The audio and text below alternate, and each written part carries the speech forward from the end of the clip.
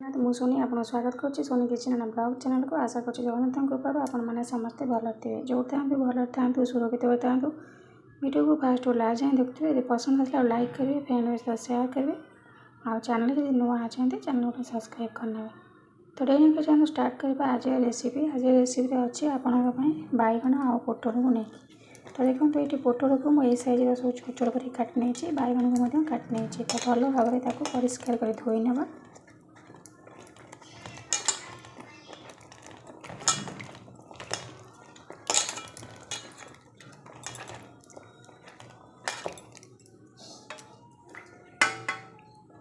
धोई सारा पर आउ गोटे कड़े को काढ़ी नवा।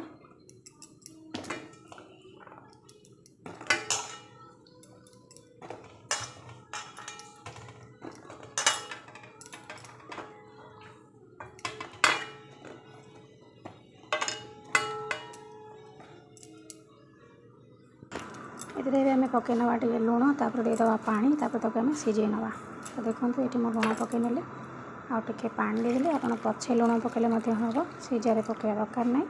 तो ये गोटे छोट आलू पकई पारे ये भलसे सीझे नवा। पोटल आ बैगण भलसे सीझीगला भल भाव चकड़ी नहीं बैगण को चोपा को काढ़ी भलसे चकड़ी ने 2 ରୁ 3टा पियाज को काटी नहीं आ गोटे छोट मीडियम साइज टमाटो ता सहित किसी भूसंग पत्र आउ टिक टिक करके काटिकी रखिथिबा कंचा लंका। तो चलते ये प्रस्तुत करनवा बैगण पोटल ये सुंदर चटनीटे।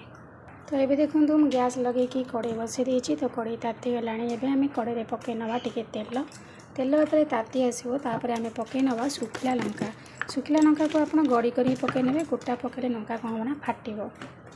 तो देखो ये मुझे पकई नहीं लंका पकई सारापर लंका टे लाल हो आसो तापर आप पकई ने पंचफुटना चटनी में पंचफुटना पकेबे पंचफुटना पकेले भल बास्ना होता है खाइबा को भल लगी था।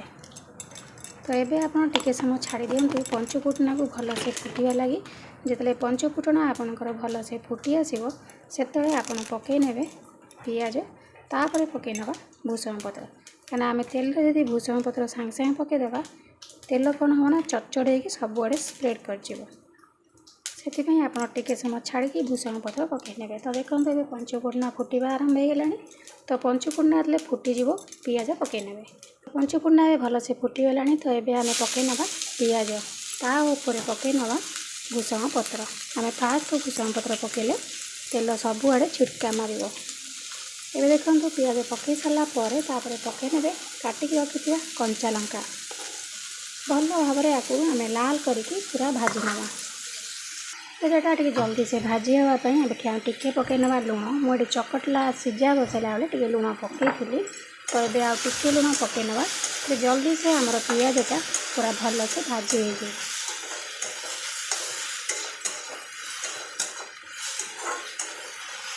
पियाज टे भाजी गले आगे आम पकई नवा काटिक रखिथिबा टमाटो। तो टमाटो पियाज को पूरा पकई सारापर लाल कलिक भल से भाजी नियंतु जमी आप टमाटो भल से सीझिक पेस्ट हो।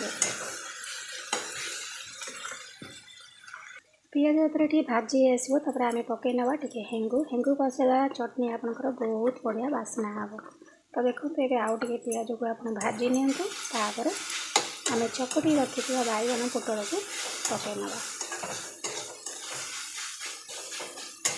ये देखो पियाज बढ़िया से भाजी है तो ये आम चकटी रखिथिबा पोटल आ बैगण को पकई नवा पकई सारापर भल रकम पूरा बस माने पूरा 10 ରୁ 15 मिनट पूरा मीडियम फ्लेम रे भाजवा माने कषिया जमी पानी अंशटा बिल्कुल रही तो चटनीटा भल टेस्ट लगे खावाई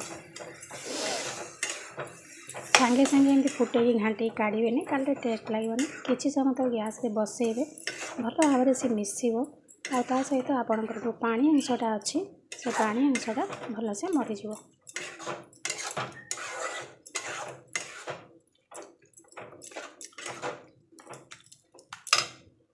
तो ये देखो चटनी भल से हो गला तार पानी अंश मरीगला। तो ये आप गैस को बंद करदे ये भाव में चटनी बनाते पखाड़ गरम रोटी सहित आप सबुथ खाईपर बहुत सुंदर टेस्ट लगे खाइबा पे।